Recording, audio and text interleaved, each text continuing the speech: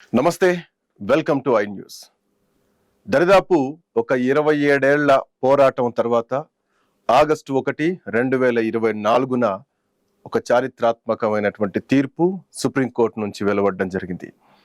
ఎస్సీలో ఉపకులాల వర్గీకరణకు ఆమోదం తెలుపుతూ సుప్రీంకోర్టు ఒక సంచలనమైనటువంటి తీర్పు ఇచ్చింది. ఈ తీర్పుతో ఎవరైతే అణగారిన వర్గాలు ఉన్నారో, సమాజానికి దూరంగా ఉన్నారో వాళ్ళలో కొంత సంతోషం, ఆనందం ఉద్భవిస్తోందనే చెప్పాలి. సో 30 ఏళ్ల పోరాటం తర్వాత ఒక గొప్ప చారిత్రాత్మకమైనటువంటి తీర్పు వచ్చింది. ఈ తీర్పు తర్వాత ఎట్లాంటి ఫలితాలు ఉంటాయి, ఎట్లాంటి అవకాశాలు ఉంటాయి, విద్య, ఉద్యోగం, రాజకీయాల్లో ఎట్లాంటి పరిస్థితులు ఎదుర్కోబోతున్నాం, అసలు దీంట్లో లబ్ధి పొందేదెవరు, దీని తర్వాత జరిగేటువంటి పరిణామాలు ఏంటి, ఇవన్నీ చాలా క్వశ్చన్స్ కనిపిస్తున్నాయి. వీటన్నిటికీ సమాధానంతో పాటు ఎస్సీ వర్గీకరణతో పాటు బీసీ కులగణన కూడా చేస్తామంటూ కేంద్రం గతం నుంచి చెప్పడం జరిగింది. అన్ని రాజకీయ పార్టీలకు ఒక ఆయుధంగా మారుతోంది. సో ఇట్లా నేపథ్యంలో ఇప్పుడు బీసీ కులగణన ఇంకొకసారి ఆయుధంగా మారబోతోందా? రాజకీయ పార్టీలకు కులగణన జరగబోతోందా? ఏం జరగబోతోంది మాట్లాడదాం. మనతో పాటు పూర్ణచంద్రరావు గారు ఉన్నారు, సేమ్ టైం ఆంధ్రప్రదేశ్ రాష్ట్ర బిఎస్పి కోఆర్డినేటర్. తో పాటు వందన్ కుమార్ గారు, రిటైర్డ్ జిహెచ్ఎంసీ అడిషనల్ కమిషనర్ మనతో పాటు ఉన్నారు. నమస్తే అండి, వెల్కమ్ టు ఐ న్యూస్ ఇద్దరికి. ముందుగా పూర్ణచంద్ర గారు, సో ఒక తీర్పు, సంచలనమైనటువంటి తీర్పును మనం చూసాం. దాదాపు ఒక 27 ఏళ్ల పోరాట ఫలితానికి ఒక తీర్పు వచ్చింది. పరిస్థితి నెక్స్ట్ ఎట్లా ఉంటుంది, ఏమేమి అవకాశాలు ఉంటాయి, ఇప్పుడు అంటే ఇంతకాలం తర్వాత వచ్చినటువంటి తీర్పుతోటి ఎంత లాభం జరుగుతుంది అనుకోవాలి?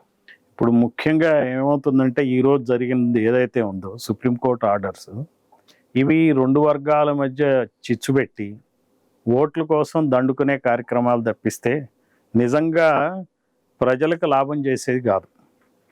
ఇప్పుడు చెరుకు పిప్పి చేసినాక ఈగలు మూగినట్టు అక్కడ ఏం లేదు. ఈ రోజున రాజకీయాల రిజర్వేషన్ సంబంధించి ఈ సుప్రీంకోర్టు ఉత్తర్వులకి ఏం సంబంధం లేదు. అలానే కేంద్ర ప్రభుత్వ విద్యా ఉద్యోగాలకు కూడా సంబంధం లేదు. ఇది ఓన్లీ రాష్ట్రాల పరిధిలో జరిగేటువంటి విద్యా ఉద్యోగాల్లో ఉన్నటువంటి రిజర్వేషన్కి సంబంధించిన అంశం. విద్య వరకు వచ్చేస్తే మనం చూస్తే ఈ రోజున ప్రైవేటైజ్ అయిపోయింది. రకరకాలైన ఇంజనీరింగ్ ఇన్స్టిట్యూట్స్ కానీ, మెడికల్ ఇన్స్టిట్యూట్స్ కానీ వచ్చినాయి. ఇప్పుడు మెడికల్దే తీసుకుంటే గవర్నమెంట్ కాలేజీల్లో కూడా కొన్ని సీట్లు జగన్ ప్రభుత్వం హయాంలో 107, 108 జీవోలు ఇచ్చారు. వాళ్ళు అమ్ముతున్నారు, డబ్బున్న వాళ్ళకే సీట్లు అక్కడ. ఇక్కడ ఈ ఎస్సీ వర్గీకరణ వల్ల ఏం లాభం జరుగుతుంది చెప్పండి. సరే, కొత్త గవర్నమెంట్, చంద్రబాబు గవర్నమెంట్ వచ్చింది. ఇంతవరకు ఆ జీవో 107, 108 రద్దే చేయలే. అంటే విద్యలో కూడా, విద్యా సీట్లలో కూడా ఏం పెద్ద గొప్పగా జరిగేది ఏం లేదు. ఐఐటీల్లో, ఐఐఎంలో సీట్లకి ఈ రిజర్వేషన్లు ఎలాగో వర్తించవు. అట్లానే ఉద్యోగాలకు వస్తే అసలు ప్రభుత్వం రిక్రూట్మెంటే లేదు. ప్రభుత్వ ఉద్యోగాలు కూడా ఇప్పుడు ఈ రోజున చూస్తుంటే పదవులు ఏవైతే ఉన్నాయో, వైస్ ఛాన్సలర్స్ కానీ వివిధ పదవుల్లో ఈ రిజర్వేషన్లు కూడా ఏం వర్తించవు. వాళ్ళకి ఎవరు కావాలంటే వాళ్ళని, వాళ్ళకి కావాల్సిన పాలక కులాలకు సంబంధించిన వాళ్ళని, వాళ్ళకి ఒత్తాసు పలికే వాళ్ళని, వాళ్ళ తాబేదారుల్ని వాళ్ళు రిక్రూట్ చేసుకుంటారు. అంటే ఇదంతా కూడా ఏదో గొప్ప విషయం జరిగిపోయినట్టుగా, ఎస్సీలో వర్గాలని, కులాలని విడదీసి పాలించడం అనే మౌలిక సూత్రంతోనే ఈ ఆధిపత్య కులాలు, కమ్మారెడ్డి కులాలు చేసేటువంటి రాజకీయ క్రీడ ఆంధ్రప్రదేశ్ వరకు వస్తే, భారతదేశానికి వస్తే అటు బ్రాహ్మలు, అట్లానే ఈ రాజపుట్లు, జాట్లు లేదా ఠాకూర్లు, వీళ్ళందరూ ఆడేటువంటి ఇదొక రాజకీయ క్రీడ. నిజంగా ఈ ప్రభుత్వాలు ఎన్నాళ్ళు పట్టిందా వీళ్ళకి ఈ పనులన్నీ చేయటానికి? మనం ఒక్కసారి వెనక తిరిగి చూసుకుంటే, బ్రిటిష్ ప్రభుత్వ హయాంలో అంబేద్కర్ గారు 1931 రౌండ్ టేబుల్ కాన్ఫరెన్స్లో ఆయన ఏవైతే ఎస్సీ రిజర్వేషన్స్ డిమాండ్ చేశారో, ఆ రకంగా 1942లోనే విద్యా, ఉద్యోగ, రాజకీయ రిజర్వేషన్లు ఎస్సీలకు సంక్రమించినాయి. అంటే చూడండి, విదిన్ షార్ట్ పీరియడ్ 31 నుంచి 42, అంటే కేవలం 11 సంవత్సరాలు. తర్వాత 1950లో స్వాతంత్రం వచ్చేటప్పటికి ఆయన కృషి ఫలితంగా మనకి ఎస్టీలకు కూడా రిజర్వేషన్లు దొరికినాయి. సరే, బీసీల విషయానికి వచ్చేటప్పటికి రిజర్వేషన్ల విషయంలో బ్యాక్వర్డ్ క్లాసెస్ అని చెప్పి మెన్షన్ చేసి మళ్ళీ వాళ్ళ గణన చేయాలని చెప్పి రకరకాలైనటువంటి గొడవలు జరిగినాయి. అప్పుడు కూడా 1951లో రాజ్యాంగానికి ఫస్ట్ అమెండ్మెంట్ మన అంబేద్కర్ గారు లా మినిస్టర్గా ఉన్న హయాంలో జరిగిన amendment, first amendment to the Indian constitution. అది కూడా ఎలా అంటే పెరియారు ఆధ్వర్యంలో ఒక రిజర్వేషన్ విషయంలోనే పెద్ద ఎత్తున ఆందోళనలు జరిగితే అప్పుడు ఆ అమెండ్మెంట్ తెచ్చారు. ఇంత చేసి అమెండ్మెంట్ తెస్తే బీసీలకు రిజర్వేషన్లు దొరికేటప్పటికి ఎన్నాళ్ళు పట్టిందో చూడండి. సెంటర్లో 1993లో ఇచ్చారంటే 45 సంవత్సరాల పైగా పట్టింది. అదే కనుక ఆంధ్రప్రదేశ్లోకి వచ్చేటప్పటికి ఆంధ్రప్రదేశ్లో రిజర్వేషన్లు 1972లో బీసీలకు ఇచ్చారు. సో ఇదొక్కటే మనకి అదొక్కటే ముగింపు అని చెప్పి ఈరోజు మనం మన శివశంకర్ గారిది పుస్తకం, ఇది చాలా ఇన్ఫర్మేటివ్ ఉంటుంది, చదవాలి. ఆయన ఆత్మకథ. ఈయన ఇందులో క్లియర్గా మెన్షన్ చేశారు.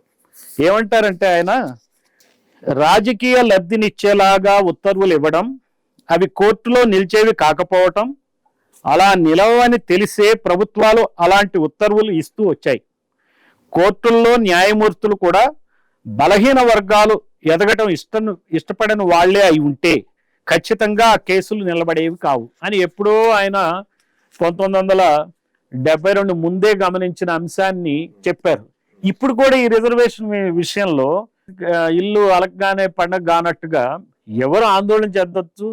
ఈ రెడ్డి కమ్మ కుల పార్టీలు ఆంధ్రప్రదేశ్లో ఈ అంశాన్ని చూపించి ఎస్సీల్లో అలజడి సృష్టిస్తాం. తర్వాత మిగిలిన ప్రజా సమస్యలన్నీ they go to back seat. అవి ప్రజలకు ఇంకా పట్టవు. బీసీలకు కులగణన పట్టదు, ఇంకేది పట్టదు. పట్టకుండా దీని ద్వారా ఒక సంవత్సరం కథ నడపటం, తర్వాత దీని మీద ఏవో జీవోలు ఇవ్వటం, ఆ జీవోలేమో ప్రభుత్వం నిలబడతాయా నిలబడవో కోర్టులో తెలియని విధంగా తయారవటం, దానికో పోరాటం చేయటం, ఇట్లా రకరకాలుగా అనమాట. వీళ్ళు ప్రతిసారి కూడా సీఎంలు పిఎంలు వాళ్ళు ఎలక్ట్ అవ్వటం కోసం, ఈ ఓటు బ్యాంకులను కొల్లగొట్టడం కోసం చేసేటువంటి చర్యలు ఇవి. అందుకనే ఇన్ని సంవత్సరాలు నడుస్తుంది, ఏది సమస్య తీరదు. ఈరోజు 30 ఏళ్ల నుంచి నడుస్తున్నటువంటి పోరాటానికి ఇందాక మీరు అన్నట్టు 11 సంవత్సరాల్లో అంబేద్కర్ చేయగలిగారు. 30 ఏళ్ల తర్వాత పోరాటం తర్వాత ఈ రోజు సుప్రీంకోర్టు నుంచి ఒక తీర్పు రావడం జరిగింది. సో ఇక్కడ నుంచి అమలు పరుస్తారు అన్న ఒక నమ్మకం మాత్రం కలుగుతోంది. దీని తర్వాత ఫలితాలు ఎట్లా ఉంటాయి, ఎవరికి లబ్ధి చేకూరుతుంది అన్నది ఒకటి ఇప్పుడు మాట్లాడాల్సినటువంటి అంశం. ఇక్కడ మనం అండి ఇవన్నీ చిన్న చిన్న విషయాలండి. ఈ ప్రజల్ని తప్పుదారి పట్టించే విద్య కానీ ఉద్యోగాల్లో కానీ ప్రైవేటైజ్ అయిపోయింది. సో ఇదేదో అప్పట్లోనే తీర్పు వస్తే కొంతవరకు ఆ జనరేషన్ కు ఉపయోగపడాయి, ఇప్పుడు ఉపయోగపడేది లేవు. ఉపయోగపడుతుందని ఇది ఎలాగో ప్రజలు కూడా గమనిస్తారు. మనం అనవసరంగా కొట్లాడుకుంటున్నాం, ఇక్కడ ఏం లేదు, ఇది చెరకు పిప్పే ప్రభుత్వంలో ఉన్నది. రాష్ట్ర సంపదనంతా దోచుకోవటం కోసం, ప్రభుత్వాలు ఏర్పరచడం కోసం కమ్మారెడ్డి కులాల ఆంధ్రప్రదేశ్లో తెరదీసిన నాటకానికి ఇది ఈ అంశాన్ని అనుకోవాలి. వాళ్ళు ఆ నాటకానికి తెరదీశారని అనుకోవాలి.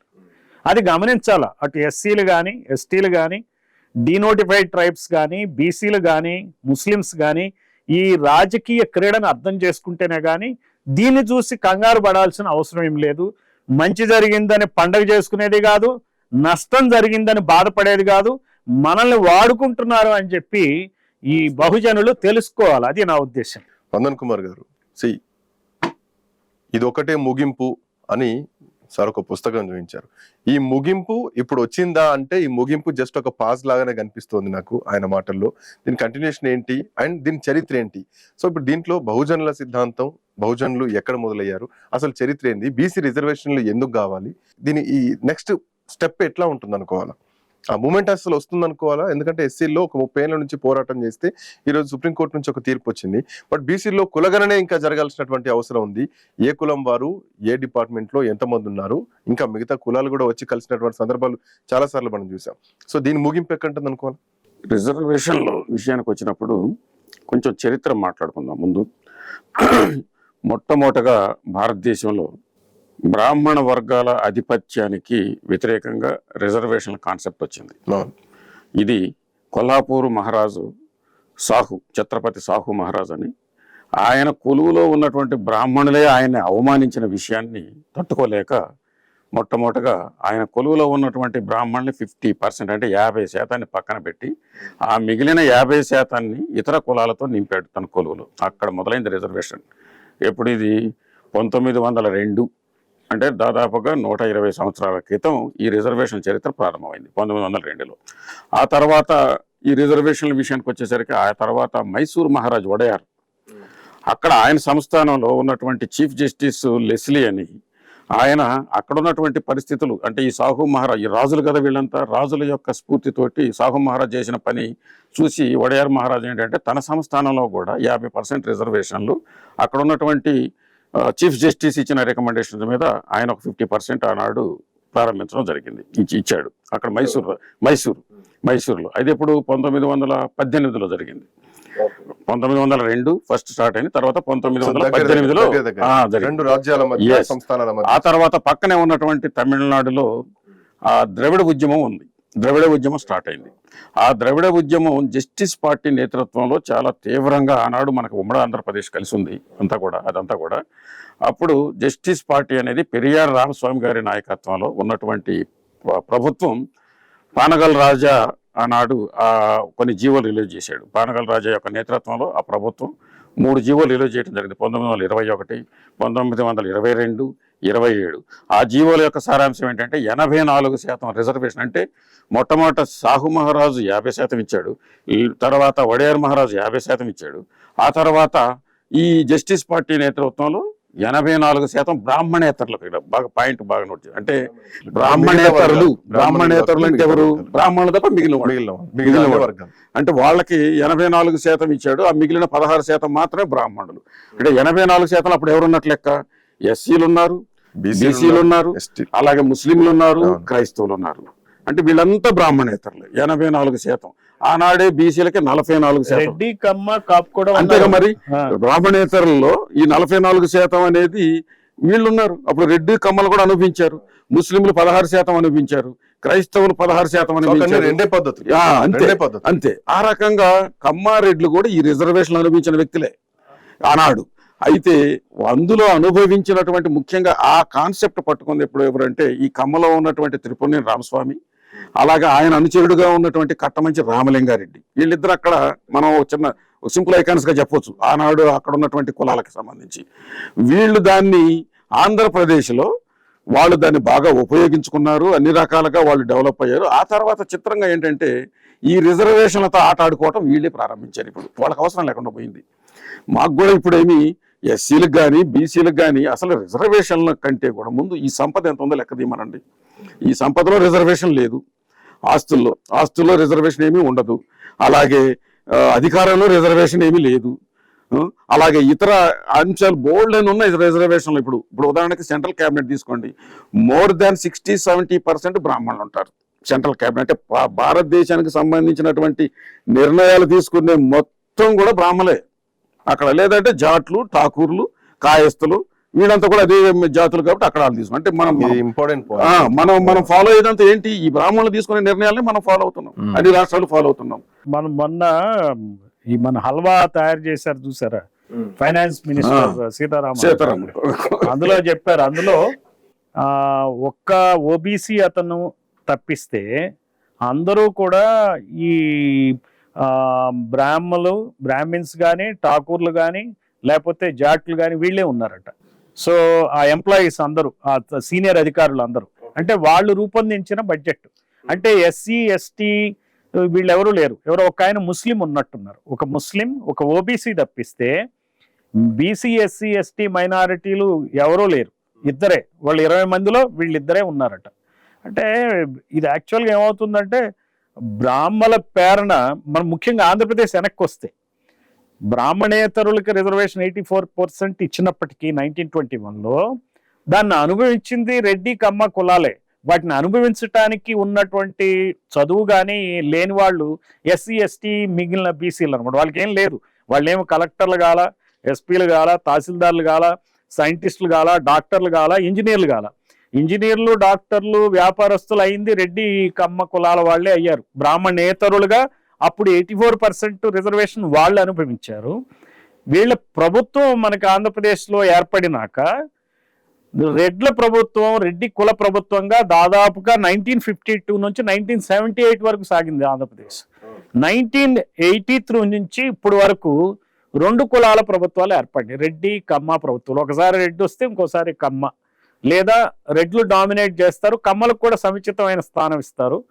అక్కడ రెడ్డి సీఎంగా ఉన్నప్పుడు, కమ్మ సీఎంగా ఉన్నప్పుడు రెడ్లు కూడా సముచితమైన స్థానం ఇస్తారు. బీసీలకి, ఎస్సీలకి, ఎస్టీలకి సరైనటువంటి క్యాబినెట్లో స్థానాలు ఉండవు, పెద్ద పెద్ద పోస్టులు ఇవ్వరు, వైస్ ఛాన్సలర్స్ ఇవ్వరు, అన్ని వీళ్ళ దానిలోనే ఉంటాయి. కీలక శాఖలు కూడా సో ఇంకొకటి కూడా ఇప్పుడు ఇందాక మనం అనుకున్నట్టుగా దేశవ్యాప్తంగా నిర్ణయాలు ఆ బ్రాహ్మణ వర్గాలు ఎట్లయితే తీసుకుంటాయో, ఈవెన్ మీడియానండి, BBC 2000లో ఒక రీసెర్చ్ చేసింది. ఎందుకు జరిగిందంటే ఆ రీసెర్చ్, కాంశీరామ్కి వ్యతిరేకంగా మీడియా ఏమైందంటే, కాంశీరామ్ గారు ఒక ప్రెస్ మీట్లో ఒక మీదికి ఒక కెమెరా తీసుకొచ్చినప్పుడు ఆయన ఆ కెమెరా నెట్టేయడం జరిగినప్పుడు ఏమైంది, కాంశీరామ్ కొట్టినట్టుగా దాన్ని ఆ నెట్టేసిన దాన్ని ఇలా కొట్టినట్టుగా చూపించారు. విపరీతంగా తిప్పేశారు. ఇది బాగా ఫార్వర్డ్ చేసుకుంటా. అప్పుడు ఏం జరిగిందంటే, BBC వాళ్ళు రీసెర్చ్ చేసినారు అసలు ఇండియాలో నేషనల్ మీడియా ఎవరు అని. 300 మందిని మొత్తం అక్కడ ఉన్నటువంటి వాళ్ళందరినీ దాదాపుగా 300 మందిని రీసెర్చ్ చేస్తే ఒక్క బీసీ అతను దొరికినాడు. ఒక్క బీసీ అతను నేషనల్ మీడియాలో. అంటే దీన్ని బట్టి మీరు అర్థం చేసుకోండి, అంటే వాళ్ళ యొక్క అభిప్రాయాలు, వాళ్ళ యొక్క మనస్తత్వం, వాళ్ళు తీసుకునే ప్రతి దాన్ని దేశంలో ఢిల్లీ కేంద్రంగా మన మీద ఏ రకంగా ఉపయోగిస్తారనే దానికి, మన జీవితాలను ఎలా ప్రభావితం చేస్తారనటానికి వాళ్ళు ఈ రకంగా మొత్తం బ్రాహ్మణ వర్గాలు, బ్రాహ్మణ కులాలు, బ్రాహ్మణ మీడియా, ఇది వీళ్ళు చేస్తున్నారు. సో అసలు రిజర్వేషన్ అంతా అక్కడుంది. ఇక్కడ బీసీలకి, ఎస్సీలకి ఇవన్నీ పప్పు బెల్లాలు కూడా కావు. ఇవి చెప్పాలంటే చిన్న చాక్లెట్ కూడా పనికిరాని వ్యవహారాలు ఇప్పుడు ఇవన్నీ. ఇలాంటి చరిత్రలో మొత్తం రిజర్వేషన్లు అన్ని రకంగా అయిపోయిన తర్వాత ఇవాళ 30 ఏళ్ల తర్వాత ప్రకటించారు. ఏమున్నాయండి, ఇందాక సార్ చెప్పిన ఒక మాట, ప్రభుత్వంలో ఉద్యోగాలు లేవు. పైగా ఇక్కడ ఒక చిన్న పాయింట్ ఉంది, వాళ్ళు ఇచ్చిన తీర్పు కేంద్రానికి సంబంధం లేదు. అంటే కేంద్ర స్థాయిలో ఉన్నటువంటి ఉద్యోగాలు కానీ, కేంద్ర స్థాయిలో ఉన్నటువంటి విద్యా సంస్థలు కానీ, కేంద్ర స్థాయిలో ఉన్నటువంటి ఇతర ఏ రకమైన అవకాశాల్లో కూడా ఇది వర్తించదు. రాష్ట్రాలు చేసుకోవచ్చు ఉన్నటువంటి నేషనల్ ఇన్స్టిట్యూట్స్ లో ఏమీ ఉండదు. రాష్ట్రాలు చేసుకోవచ్చు అని ఇచ్చారు. అది కూడా చూడండి, పూర్తిగా రాష్ట్రాలను చేయమని కానీ చేసుకోమని కానీ డైరెక్షన్ కాదు, రాష్ట్రాలు చేసుకోవచ్చు, వాళ్ళ ఇష్టం. అలాంటప్పుడు ఏంటి, ఇప్పుడు ఇక్కడ అసలు ఇది ఉద్దేశం ఏంటంటే, ఇక్కడ ఒక చాలా కీలకమైన పాయింట్ ఒకటి ఉంది. ఆంధ్రప్రదేశ్ ఈ 4 రాష్ట్రాలు సౌత్ ఇండియాని తీసేస్తే మహారాష్ట్రకి, ఆంధ్రప్రదేశ్కి ప్యారలల్గా పైన ఉన్న మొత్తం దాన్ని గతంలో ఆర్యావర్తం అనేవాళ్ళు, మనం చదువుకున్నప్పుడు ఆర్యావర్తం. దాని కాంశీరామ్ గారు ఏం పేరు పెట్టారంటే, ఇది ఆర్యావర్తం కాదు, వాళ్ళు ఉన్నది 15%, 85% బహుజనులు ఉన్నారు. బహుజనుల్లో కూడా మెజారిటీ చమర్లు ఉన్నారు. దీన్ని చమరావర్తం అనాలి దీన్ని మనం అని చెప్పేవాడు. చమర్లు ఎందుకంటే మొత్తం మీరు చూడండి, ఉదాహరణకి పంజాబ్లో 33% ఉంటారు చమర్స్, ఎస్సీలు. అలాగే హిమాచల్ ప్రదేశ్ 28%, పక్కనున్న హర్యానా అంతే ఉంటారు. రాజస్థాన్లో 27%. ఈ రకంగా మొత్తం ఇంత ఎస్సీ పాపులేషన్, అది కూడా మెజారిటీ ఎస్సీ పాపులేషన్లో చమర్లు ఉంటారు. కాబట్టి ఈ చమర్లంతా కూడా బహుజన సిద్ధాంతానికి అట్రాక్ట్ అయ్యి ఇవాళ బీఎస్పీ అనే ఒక పార్టీని ఎస్టాబ్లిష్ చేయటంలోనూ, బీఎస్పీని ముందుకు తీసుకెళ్లటంలోనూ ముందున్నారనే ఉద్దేశంతో ఇవాళ వాళ్ళని డిస్టర్బ్ చేయడం కోసం ఈ తీర్పు వచ్చింది. అసలు ఇది చాలా ఇంపార్టెంట్ పాయింట్ అనమాట. వీళ్ళ ఉద్దేశం కేవలం వీళ్ళని ఉద్ధరించడానికి కాదు, ఆంధ్రప్రదేశ్లోనూ తెలంగాణలోనూ మాలమాదిగలను ఉద్ధరించడమో లేక దెబ్బ కొట్టడం వాళ్ళ ఉద్దేశం కాదు. అసలు ఈ రిజర్వేషన్ ఉద్దేశం ఏంటంటే చమర్లలో చీలుకు తీసి, ఇప్పుడు ఉత్తర భారతదేశంలో ఉన్నటువంటి మేజర్ పాపులేషన్ అంతా కూడా వింధ్య పర్వతాల అవతల ఉంది. మేజర్ ఏది మొత్తం మధ్యప్రదేశ్ నుంచి అవతల ఉన్నటువంటి రాష్ట్రాల్లో ఉన్న కమ్యూనిటీ అంతా Chamar community, SC community, major community ఉంది. ఆ కమ్యూనిటీని స్ప్లిట్ చేసి సేమ్ ఇన్నాళ్ళు ఆంధ్రప్రదేశ్ తెలంగాణలో ఎలాగైతే అన్రెస్ట్ని క్రియేట్ చేశారో, ఈ 2 కులాలకి వివాదం పెట్టేసి విడగొట్టేసి ఒక కులం ఒక పార్టీ, ఇంకొక కులం ఇంకొక పార్టీని ఓన్ చేసుకునే పద్ధతిలో ఎలా క్రియేట్ చేశారో, సేమ్ అదే పద్ధతిలో ఇవాళ కేంద్ర ప్రభుత్వంలో ఉన్నటువంటి పెద్దలు, అగ్రకుల పెద్దలు చాలా ప్లానెడ్గా దీన్ని ఏం చేశారంటే చమర్లకి ఇతర కులాలకి అన్రెస్ట్ క్రియేట్ చేసి అక్కడ బహుజన్ సిద్ధాంతాన్ని ముందుకు పోకుండా బ్రేక్ చేయడం కోసం చేసినటువంటి కుట్ర ఇది. అది అంతే తప్ప ఇక్కడ ఉన్నటువంటి ఈ మాదిగల మీద ప్రేమ కాదు, లేకపోతే మాలల మీద వ్యతిరేకత ఏం వాళ్ళకేం లేదు.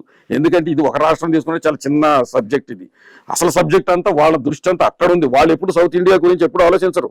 మీరు బాగా ఆలోచించండి, కేంద్ర పథకాలు కానీ, కేంద్రానికి తీసుకునే నిర్ణయాలు కానీ, ఈ సుప్రీంకోర్టులు కానీ, ఇంకో కోర్టులు కానీ, ఇవన్నీ కూడా మెజారిటీ భారతదేశంలో ఉత్తర భారతదేశం దృష్టిలో పెట్టుకునే వస్తుంటాయి, దక్షిణ భారతదేశాన్ని దృష్టిలో పెట్టుకోరు అసలు వీళ్ళు. కాబట్టి ఇది వచ్చింది, దీని సబ్జెక్ట్ మనం అనుకోవాల్సిన పర్లేదు. కంప్లీట్గా ఇది మళ్ళీ భారతదేశంలో ఒక అన్రెస్ట్ క్రియేట్ చేసేసి వేరే పార్టీలకి అడాప్ట్ చేసుకోవటం కోసం గ్రూపులుగా తయారు చేసి ఒక గ్రూపు పలానా పార్టీ, ఇంకో గ్రూప్, ఇంకో పార్టీ, ఇంకో గ్రూప్, ఇంకో పార్టీ పోయి చివరికి ఒక గుంపులుగా తయారు చేసి ఎందుకు పనికి రాకుండా చేద్దామనే ఉద్దేశం ఇది షెడ్యూల్డ్ క్యాస్ట్ లో ఒక అన్రెస్ట్ క్రియేట్ చేస్తున్నాం. బేసికల్ గా ఈ మనువాద సిద్ధాంతంలో ఏంటంటే ప్రజల్ని కులాలుగా విడదీసి పాలించటం. ఇప్పుడు ఎస్సీలు ఎస్సీ గ్రూప్ కింద అంబేద్కర్ పుణ్యం అని ఒక చోటకు వచ్చిన నేపథ్యంలో వీళ్ళని విడగొట్టాలి, అలానే బీసీలను విడగొట్టాలి. అలా ప్రతి కులాన్ని ఇప్పుడు పల్నాడులో చూసుకుంటే యాదవుల్లోనే 2 గ్రూపులు ఉంటాయి. అటు వైసీపీకి చెందిన యాదవులు, ఇటు టీడీపీ ఫ్యాక్షన్ యాదవులు. ఇట్లా ప్రతి కులాన్ని పెరికల్లో 2, ఎస్సీల్లో 2, ఇట్లా ప్రతి చోట విభజించి పాలించు అనే బేసిక్ సిద్ధాంతాన్ని ఇంకా ఈ ఆధిపత్య కులాలు చేస్తున్నాయి. మీరు ఒక్కటి అబ్జర్వ్ చేయాలి. ఆంధ్రప్రదేశ్లో గత ఇప్పటి వరకు జరిగిన ఎన్నికల్లో 2902 మంది ఎమ్మెల్యేలు అయ్యారు. 2902 ఎమ్మెల్యేలు అంటే దాదాపుగా 3000 మంది అయ్యారు. ఇందులో 23% రెడ్డి ఎమ్మెల్యేలు ఉన్నారు, 19% కమ్మ ఎమ్మెల్యేలు ఉన్నారు, కాపులు కేవలం 10% ఉన్నారు. సరే 40 కాదు 50% ఉన్నటువంటి బీసీలు కేవలం 17% ఉన్నారు. అంటే ఇక్కడ ఏం జరుగుతుంది, ఎమ్మెల్యేల కులగణన కనుక చేసినట్లయితే ఎమ్మెల్యేలో ఎక్కువ మంది రెడ్డి కమ్మ ఎమ్మెల్యేలు 40% ఉన్నారు. వాళ్ళ పాపులేషను 15% కన్నా రెడ్డి కమ్మ బ్రాహ్మిన్ వైశ్య వెలమ రాజులు వీళ్ళందరూ కలిస్తే 15% కన్నా తక్కువనే. వాళ్ళు 40% 45% దాకా ఉన్నారు. ఇక్కడ ఈ ఆధిపత్య కులాలు ఏం చేస్తున్నాయంటే రెడ్డి కమ్మ కులాలు ఈవెన్ ఫార్వర్డ్ కాస్ట్ లో కొన్ని కులాలను కూడా రాజకీయంగా అంతరింపజేస్తున్నాయి. ఫర్ ఎగ్జాంపుల్ మనకి నేషనల్ లెవెల్లో బ్రాహ్మిన్స్ బలంగా ఉన్నప్పటికీ ఇక్కడ మన దగ్గర బ్రాహ్మణులు ఆంధ్రప్రదేశ్లో బలంగా ఏం లేరు. ఒక ఏకకుల పాలనలో అంటే వాదం బలంగా ఉంది, వాదాన్ని వాడుకుంటున్నారు. వాదం వాడుకునే బ్రాహ్మలు ఎవరై అంటే రెడ్లు కమ్మలే. ఇప్పుడు రెడ్లు కమ్మలే మనకు బ్రాహ్మలు. అసలైన బ్రాహ్మలు ఎవరైతే పుట్టుకతో ఉన్నారో వాళ్ళు ఎమ్మెల్యేలు దాదాపుగా 71 మంది ఎమ్మెల్యేలు ఉండే. ఎప్పుడు 1978 వరకు, మనం 1952 ఎలక్షన్స్ నుంచి 1978 వరకు చూస్తే 71 ఎమ్మెల్యేలు బ్రాహ్మిన్స్ ఉంటే 83 నుంచి 2024 వరకు కేవలం 8 మంది ఎమ్మెల్యేలు ఉన్నారు. అంటే అర్థం ఏంటి, రాజకీయంగా బ్రాహ్మలు అంతరిస్తున్నారు. దీ స్థానాన్ని కానీ వాళ్ళ విధానాన్ని ఫాలో అయ్యింది కులతత్వం ఏదైతే ఉందో విభజించు పాలించు అనే సిద్ధాంతం బ్రిటిష్ వాళ్ళు కాదు చేసింది. బ్రిటిష్ వాళ్ళు రావటానికి మార్గం ఏర్పరిచింది కూడా ఈ మనువాదమే. సో గ్రామం విభజించింది, ఆల్రెడీ విభజించబడి ఉంది, రాజ్యం విభజించబడి ఉంది కాబట్టి వాళ్ళు ఈజీగా బ్రిటిష్ కానీ ముస్లిం కింగ్స్ కానీ రాగలిగారు. అలాగే ఇప్పుడు కూడా అదే పద్ధతి కొనసాగుతుంది. 1947లో స్వాతంత్రం వచ్చినా కానీ ఈ బీసీ ఎస్సీ ఎస్టీ మైనారిటీ కులాలకు ఇంకా స్వాతంత్రం రాలేదని చెప్పొచ్చు. దేశ స్వాతంత్రం వచ్చింది కానీ వీళ్ళకి ఆ గ్రామాల్లో స్వాతంత్రం లేదు, వీళ్ళు పనిచేసే డిపార్ట్మెంట్లో స్వాతంత్రం లేదు. అక్కడ క్యాస్ట్ డామినెన్స్ నడుస్తుంది. మరి ప్రజలు సప్రెషన్కి ఈ వర్గాల వాళ్ళు గురవుతున్నారు. ఇందులో భాగంగా మేమేం డిమాండ్ చేస్తున్నాం అంటే బహుజన్ సమాజ్ పార్టీ కులగణన చేయండి, క్లియర్గా చెప్పండి ఏ కులం ఎంత ఉంది. సో మాకు అధికారంలో అదే ప్రోరాటా అంటే జనాభా దామాషా పద్ధతిలో మీరు చేయండి, చేయమంటే అది టైం పడుతుందని చెప్తున్నారు. ఇంత టెక్నాలజీ వచ్చిన నేపథ్యంలో ఆధార్ కార్డు ఈ రోజున ప్రతి వ్యక్తికి ఉంది, ప్రతి ఇన్ఫర్మేషన్ డేట్ ఆఫ్ బర్త్తో సహా ఉంది, నేమ్ ఉంది. సో ఇంత ఇన్ఫర్మేషన్ డేటాబేస్ ఆల్రెడీ ఉంది. ఇంకొక కాలం కులం దానికి ఎందుకు పడుతుంది? టైం పడుతుంది అంటే స్వాతంత్రం రాకముందు ఎప్పుడో 1931, 32 ఆ టైంలో చేసినటువంటి సిద్ధాంతమే అదే లెక్క ఇప్పటిదాకా నడుస్తుంది. సరే తర్వాత ఒకసారి వరల్డ్ వార్ ఎఫెక్ట్ పడింది, సో అక్కడ ఆగిపోయింది. సో ఇదంతా నడుస్తున్నటువంటి క్రమంలో ఒక చిన్న ఎగ్జాంపుల్, 2019 ఈడబ్ల్యూఎస్ రిజర్వేషన్ విషయంలో అనుకున్నదే తడుగా వెంటనే దానికి సంబంధించినటువంటి లెక్క తీయడం జరిగింది, రిజర్వేషన్ ఓకే చేయడం జరిగింది. ఈసారి ఆ తీర్పు కూడా కీలకమైనటువంటి తీర్పు అనే చెప్పాలి ఈ మధ్య కాలంలో వచ్చినటువంటి తీర్పులో. బట్ కమింగ్ టు మనం 2014లో చూసుకుంటే గనక ఒక జనాభా గణన జరిగింది తెలంగాణలో, తెలంగాణ వరకు జరిగింది. బట్ ఈ లెక్క బయటికి రాలేదు.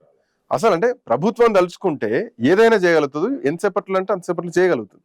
ఎందుకు ఇంత కాలం పడుతుంది? ఇప్పుడు బ్రిటిషర్లు చేసినప్పటి నుంచి స్టిల్ ఇట్స్ గోయింగ్ ఆన్, ఇంకా ఆయుధంగానే నడుస్తుంది. ఆధిపత్యం, కమ్మారెడ్డి కులాల ఆధిపత్యం వల్లనే. సపోజ్ ఆయన జగన్ మొన్న 2019లో నుంచి 24 వరకు ఆయన ఉన్నాడు. ఐపాక్ టీముల ద్వారా ఆయన కులగణన చేశాడు, ఆ డేటా బయట పెట్టాడు. అన్అఫిషియల్ గానే అఫీషియల్ గానే చేశాడు. అయితే చంద్రబాబు ప్రభుత్వం అన్నిటి మీద శ్వేతపత్రం ప్రకటిస్తుంది కదా. సో కులగణన మీద ఆయన చేసిన దాని మీద శ్వేతపత్రం ప్రకటించమని ఎందుకు ప్రకటించలే? బలం తెలుస్తుంది. కాస్ట్ సెన్సెస్ వద్దు, ఆయన ఏమంటున్నాడు, స్కిల్ సెన్సెస్ చేస్తానంటున్నాడు. ఇదంతా డైవర్షన్ పాలిటిక్స్. అదే ఈడబ్ల్యూఎస్ రిజర్వేషన్ రావాలి, ఫార్వర్డ్ కాస్ట్లకు రావాలి, పేదలు ప్రయోజనకారి కాగాలన్నప్పుడు ఆగమేఘాల మీద చేశారు. సరే, వాళ్ళు ఉన్నది 15% అయితే 10% రిజర్వేషన్ ఎట్లా ఇచ్చారు? 2% పేదలు ఉంటారు, 3% పేదలు ఉంటారు, అంతకన్నా ఎక్కువ ఉండరు ఈ ఫార్వర్డ్ కమ్యూనిటీస్లో. వాళ్ళకి 10% రిజర్వేషన్ ఇచ్చారు. అదే 52% ఉన్న బీసీలకి 27% ఇచ్చారు. అదేమన్నంటే 50% కన్నా దాటకూడదు అంటారు. ఈ 50% కన్నా దాటిన రిజర్వేషన్ ఈడబ్ల్యూఎస్ రిజర్వేషన్. అది మరి అది ఎలా అయింది? అందుకే ఇందాక శివశంకర్ గారు చెప్పారు కదా, ఆయన అనేది ఏంటంటే పాలక కులాలు, ప్రభుత్వం అధికారంలో ఉన్న కులాలు వాళ్ళు చేయదలుచుకుంటే చేస్తారు. అందువల్ల ఎస్సీ ఎస్టీ వర్గీకరణ చేశారనో, మంచి జరిగిందనో, దీనివల్ల నష్టం జరిగిందనో కంగారు పడాల్సిన అవసరం ఏమీ లేదు. ఈ అధికారంలో రిజర్వేషన్ కావాలి మనకి. అధికారం పోస్టులన్నీ వాళ్ళకి reserved. CM post reserved, PM post reserved, తర్వాత వీసీ పోస్టులు reserved, DGP post reserved, chief secretary post reserved, cabinet secretary post reserved. కేంద్ర సర్వీసుల్లో ఈ రోజున దాదాపుగా 90% పోస్టులు ఓసీల ఫార్వర్డ్ కాస్ట్ వాళ్ళ చేతుల్లో ఉన్నాయి. అంటే 90% రిజర్వేషన్ వాళ్ళకు ఉంది. ఈ రిజర్వేషన్ ఇవన్నీ వచ్చిందంతా, ఇప్పుడు ఇచ్చిందంతా పిచ్చి రిజర్వేషన్లు. అసలైన రిజర్వేషన్లు వాళ్ళు అనుభవిస్తున్నారు. నిజమైన రిజర్వేషన్లు ఈ కమ్మారెడ్లు సీఎంల పోస్టులు వాళ్ళకే రిజర్వ్డ్ అండి. ఆంధ్రప్రదేశ్లో ఈ రోజున 3వ కులానికి సీఎం పోస్ట్ రావడం అనేది గగనం. వస్తుందా రాదా, ఏమవుతుందో ఈ 5 సంవత్సరాలు తెలుస్తుంది మనకి. నేను అనేది ఏంటంటే, మీకు పోస్టులన్నీ మీకు రిజర్వ్డ్, ఎమ్మెల్యే పోస్టులు మీకు రిజర్వ్డ్. 45% రిజర్వేషన్స్ వీళ్ళకే ఉన్నాయి. అక్కడ ఎమ్మెల్యే కావాలంటే పలానా రెడ్డి కానీ పలానా కమ్మ కానీ మాత్రమే అవుతారు. రాయలసీమలో 63 స్థానాల్లో 42 మంది రెడ్డి కమ్మ ఉంటారు. ఒకానొకప్పుడు 40 మంది రెడ్లు ఉన్నారు.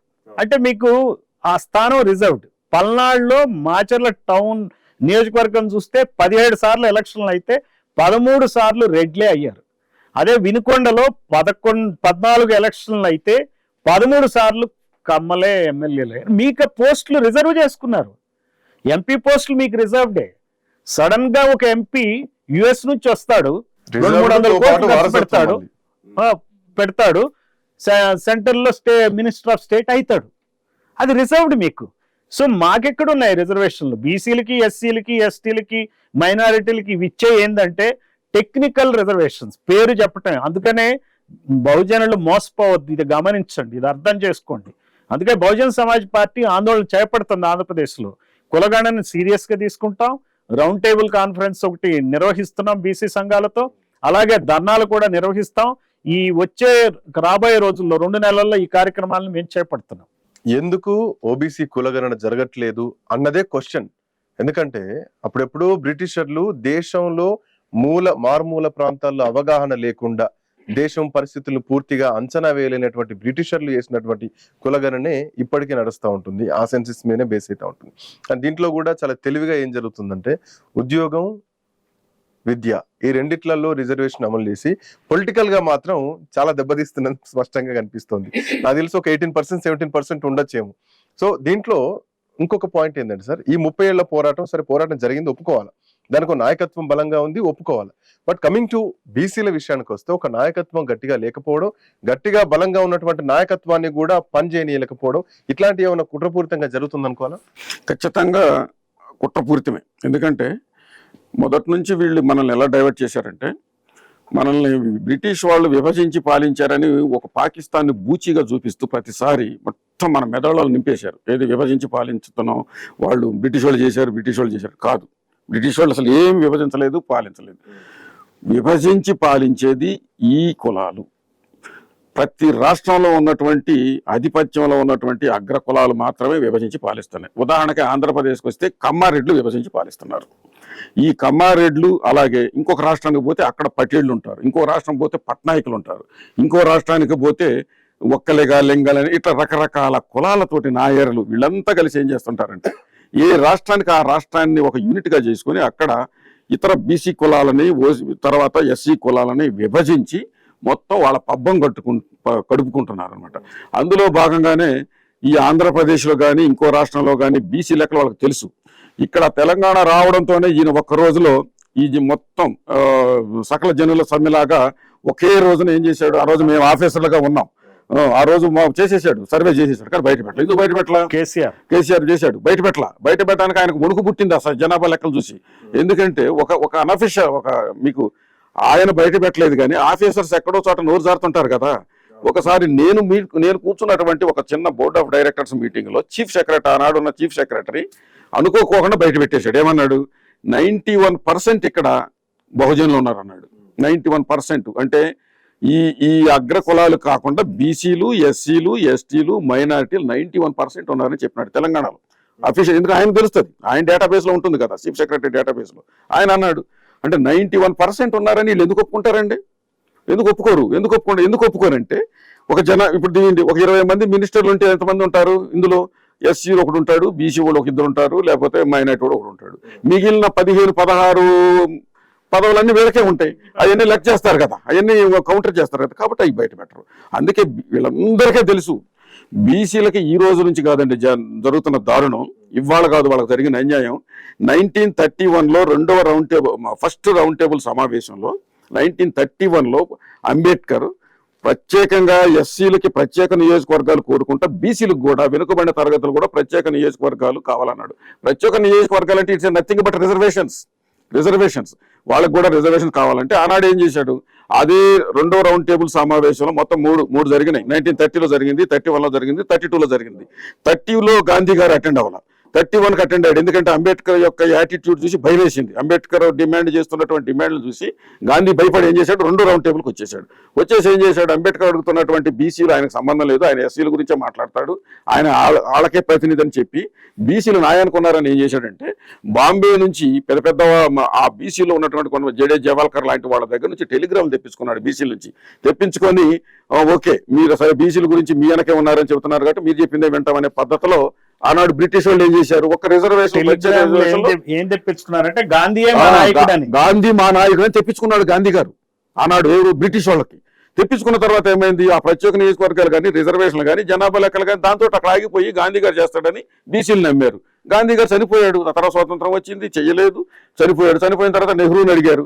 నెహ్రూని అడిగితే నెహ్రూ చాలా నాటకాలు ఆడాడు, ఆయన చేయలేదు. చివరికి తప్పని పరిస్థితుల్లో కాకా కలేల్కర్ కమిషన్ ఒకటి వేశాడు నెహ్రూ గారు.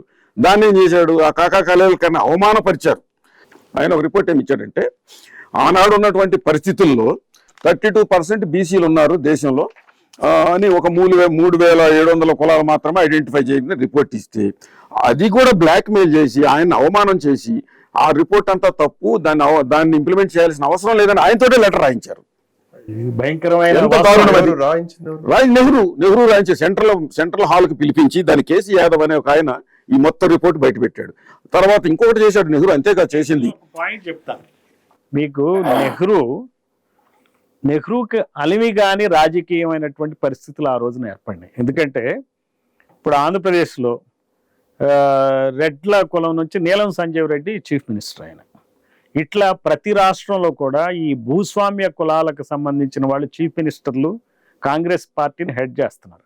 అప్పుడు మనకున్నది ఒకే పార్టీ, కమ్యూనిస్టులు ఉన్నప్పటికీ కూడా వాళ్ళు ఏమంత స్ట్రాంగ్ కాదు. సో నెహ్రూ ఆ టైంలో రాజకీయంగా పార్టీ బలంగా ఉండాలా, ఆయన ప్రైమ్ మినిస్టర్గా ఉండాలంటే వీళ్ళ మాట కాదనలేని పరిస్థితి. ఈ లాబీల వలన ఏం చేశారంటే ఆయన యొక్క రాజకీయ భవిష్యత్తు చూసుకున్నాడు నెహ్రూ.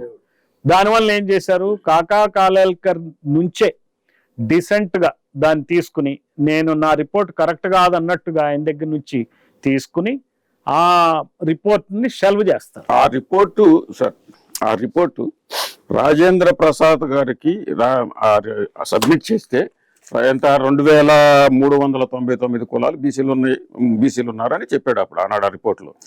ఈ రాజేంద్ర ప్రసాద్ గారు నెహ్రూ గారికి దాన్ని ఇంప్లిమెంట్ చేయొద్దని పరిస్థితిలో చెప్పినప్పుడు, ఇది పరిస్థితి అని వాస్తవాలు చెప్పినప్పుడు ఆయన సెంట్రల్ హాల్లో పిలిపించుకొని మొత్తం లెఫ్ట్ అండ్ రైట్ ఇచ్చేసి దాన్ని విత్డ్రా చేసుకున్నట్టుగా రాయించాడు. దీనికి బేస్ ఏంటంటే ఆనాడు వాల్మీకి చౌదరి అనేట ఆయన దీన్ని వెలుగులోకి తీసుకొచ్చాడు. వీళ్ళిద్దరి మధ్య జరిగిన సంభాషణ కానీ అక్కడ ఆ గవర్నమెంట్లో ఉన్నటువంటి. ఆ తర్వాత నెహ్రూ గారు కొన్ని ముఖ్యమంత్రులకు ఒక రహస్య లేఖ రాశాడు.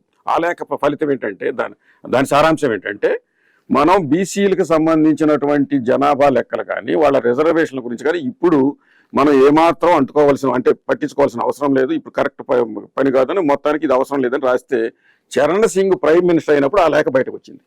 చరణ్ సింగ్ బయట పెట్టాడు. ఈ చరిత్ర చూడండి ఎంత దారుణాలు. బీసీలకి జరిగినటువంటి అవమానం ఎవరు ఎన్ని రకాలుగా, ఏది ఒక శవాన్ని గనక లేకపోతే ఒక నిర్జీవంగా ఎంతమంది ఎన్ని కత్తిపోట్లు పొడవాలో అంతమంది ఎవరికి తోచిన విధంగా వాళ్ళు కత్తిపోట్లు పొడిచేసి ఆ బీసీ రిజర్వేషన్ లేకుండా బీసీ జనాభా లెక్కలు లేకుండా చేశారు. దీంట్లో నెహ్రూ పాత్ర ఉంది, ఆనాడు గాంధీ గారి పాత్ర ఉంది, ఆనాడు ఒకళ్ళ కాదనమాట, ఆ మొత్తం ఇందిరాగాంధీ పాత్ర ఉంది. ఆమె ఆ కమిషన్ పట్టించుకోలేదు, ఏదో పక్కన పెట్టేసింది. ఇందిరాగాంధీ గారు ఏది జనతా పార్టీ. ఈ చరిత్ర మొత్తాన్ని తొక్కి పడేసింది వాళ్ళే.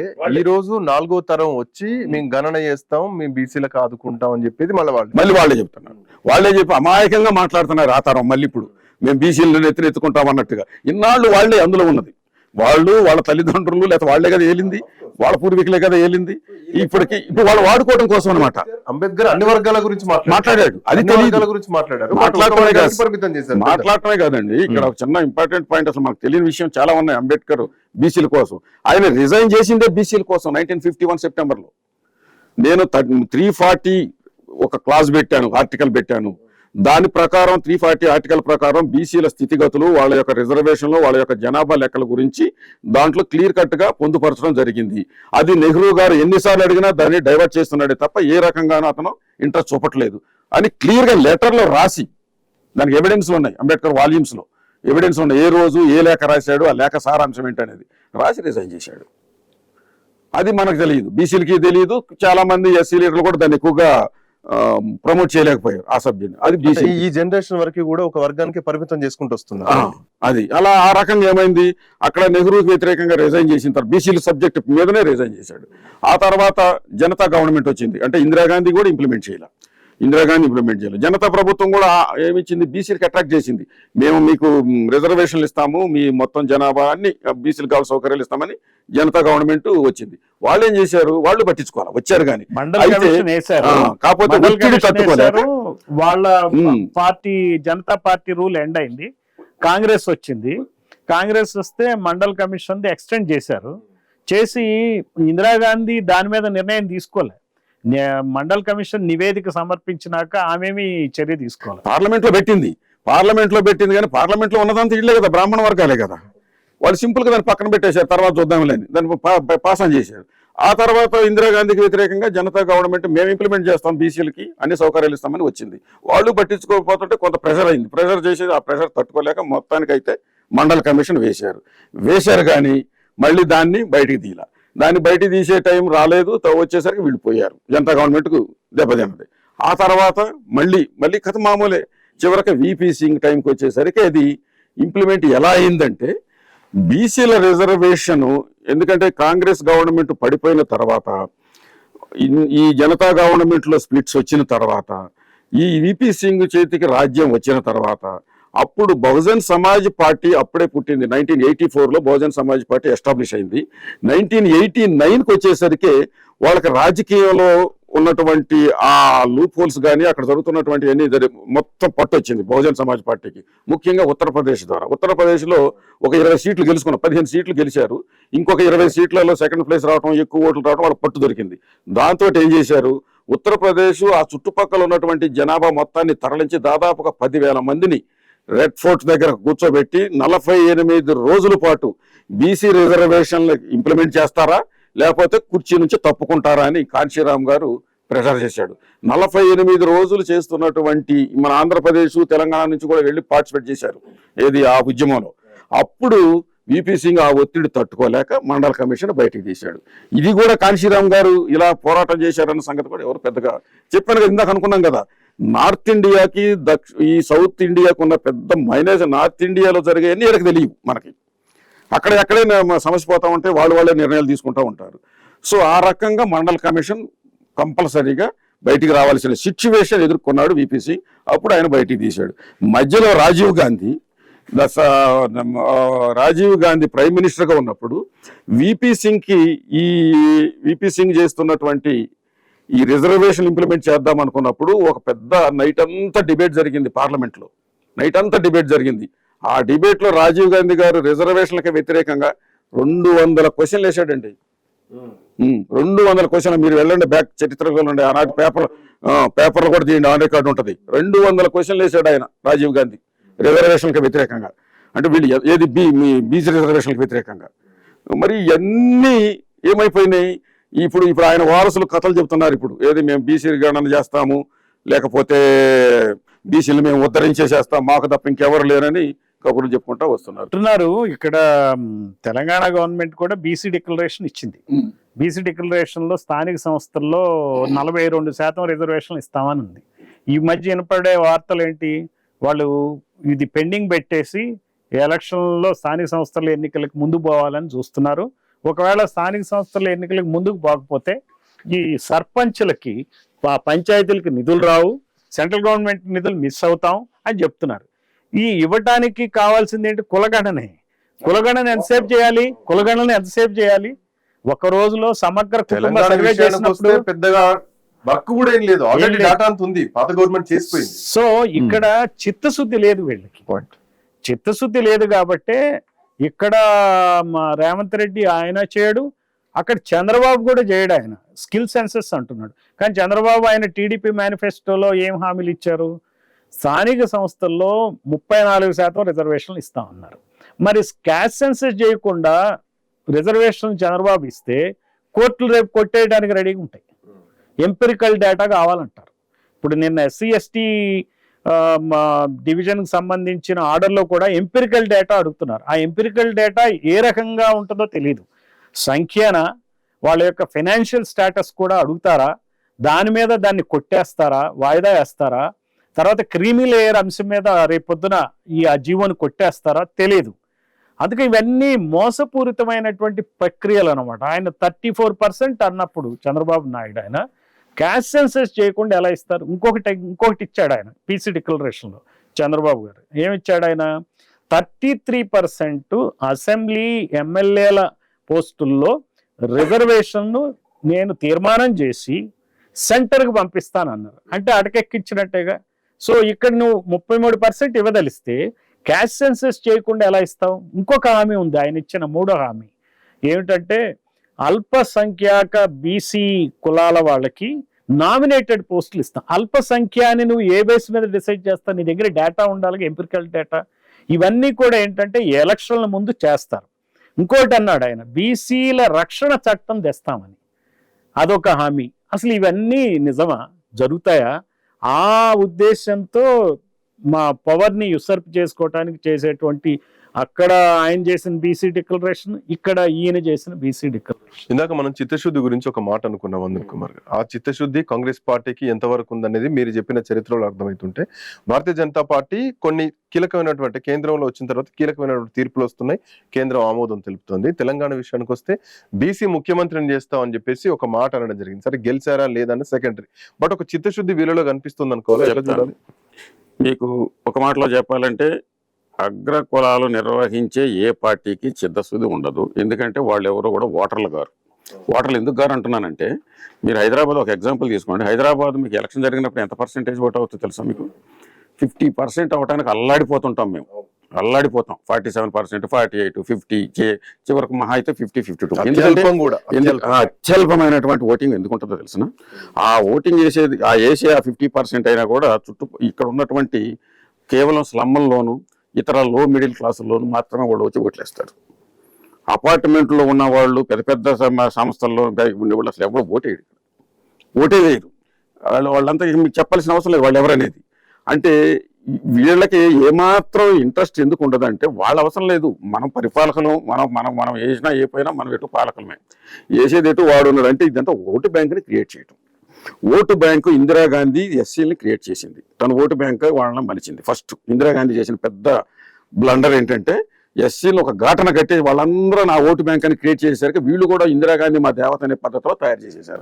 ఎందుకంటే ఆమెకి ప్రయోజనం అంటే తెలివితేటలు, ఆమె తెలివితేటలతోటి ఇది తెలుసుకున్నటువంటి ఇతర ఇప్పుడు ఈ ప్రభావం ఉంది కదా, జస్టిస్ పార్టీ నుంచి వచ్చినటువంటి త్రిపురనేని రామస్వామి టీం ఒకటి ఉంది కదా, ఆ టీం చాలా తెలివిగా ఆలోచించి ఎన్టీ రామారావు తీసుకొచ్చి ఆంధ్రప్రదేశ్లో దాన్ని బ్రేక్ చేయడం కోసం బీసీలను ఓటు బ్యాంక్ చేద్దామని ఇది బీసీల పార్టీ అని ప్రచారం చేశారు. చూడండి బాగా ఇది ఈ పాయింట్. ఎస్సీలు ఏమో మొత్తం కాంగ్రెస్కి వేస్తున్నారు కాబట్టి మనం గెలవలేమేమో ఉద్దేశంతో ఏం చేశారు, బీసీలు పట్టుకున్నారు. వీళ్ళు బీసీలు నిజమే ఎన్నుకొని తెలుగుదేశం మా పార్టీ అనుకునే పద్ధతిలో వాళ్ళు తయారు చేశారు. కానీ బీసీలకి ఏం ప్రాధాన్యత ఉండదు అందులో. చివరికి బీసీలు వాడుకున్నారు, ఆ పార్టీ అలా వచ్చింది. ఇప్పుడు ఇవన్నీ బ్యాంకులు చూసుకుంటే ఇలా బ్యాంకులు తయారు చేసుకుంటే ఇవాళ బీజేపీకి కావాల్సి వచ్చింది. బీజేపీ కావాల్సి వచ్చేసి బీజేపీకి ఉన్నటువంటి ఆర్ఎస్ఎస్ బ్యాక్గ్రౌండ్ తోటి, ఈ ఆర్ఎస్ఎస్ నెట్వర్క్ తోటి మళ్ళీ వీళ్ళు ఏం చేస్తున్నారు, బీసీలని చీల్చి ఏదో ఒక రకంగా మనం లబ్ధి పొందాలి. ఎందుకంటే వీళ్ళకి అత్యధిక జనాభా ఉందని మనకు డైరెక్ట్గా తెలియదు, కానీ వాళ్ళందరికీ తెలుసు. 52% మండలు చెప్పింది కూడా మండలకు ఉన్నటువంటి కొద్ది లిమిటేషన్ లోనే చెప్పాడు. ఇంకా ఎక్కువ ఉందనేది మనకు బీహార్లో ప్రూవ్ అయింది. బీహార్లో డైరెక్ట్ చేసినప్పుడు 52 కాదు, ఇది 60 దాటొచ్చు బీసీ జనాభా. కాబట్టి ఇవి దాటొచ్చు లేక ఉంది అన్న విషయం వాళ్ళకి బాగా తెలుసు. కాబట్టి వాళ్ళు ఏం చేస్తున్నారు, చాలా తెలివిగా ఈ బీసీ జనాభా ద్వారా అయితేనే మళ్ళీ వస్తాము, ఎస్సీలు ఎటు లేరు కాబట్టి ఎస్సీలు ఎటు వేరే పార్టీకి వేస్తున్నారనే ఉద్దేశంతో ఇప్పుడు మేము బీసీ ముఖ్యమంత్రిని చేస్తామని వీళ్ళు ఇంకొక కొత్త ఏజెండా స్టార్ట్ చేశారనమాట. అంటే బ్రేక్ చేశారు. ఇప్పుడు మళ్ళీ బీసీలో బ్రేక్ చేయాలి. బీసీలో బ్రేక్ చేయడం కోసం ఏం చేశారు, ఆల్రెడీ ఉత్తరప్రదేశ్లో చేశారు ఈ పని. బీసీల్లోని ఉత్తరప్రదేశ్లో ఏం చేశారంటే వాళ్ళని ఎంబీసీలని చీల్చేశారు. అక్కడ ఎంబీసీలు ఉన్నారు, మోస్ట్ బ్యాక్వర్డ్ కమ్యూనిటీస్.